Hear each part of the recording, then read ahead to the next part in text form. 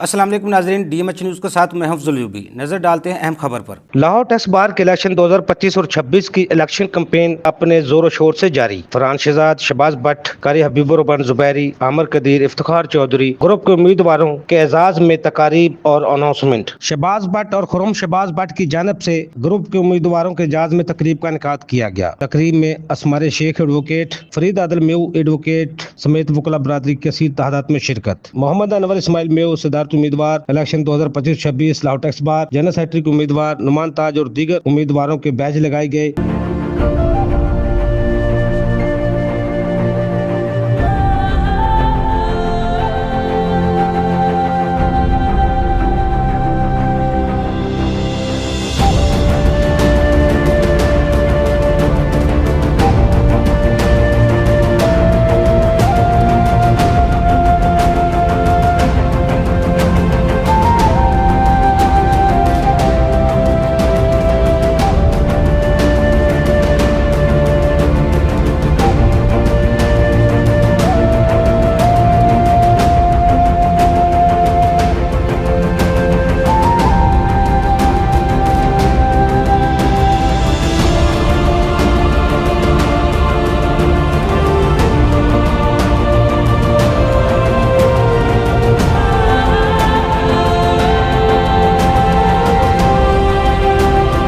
तकरीब में आने वाले मोअज़्ज़ज़ मेहमानों का शहबाज भट्ट और खुर्रम शहबाज भट्ट ने शुक्रिया अदा किया और इलेक्शन की जीत को यकीनी बनाने के लिए हिकमत अमली तय की गई। मजीद खबरों के लिए देखते रहिए डीएमएच न्यूज़।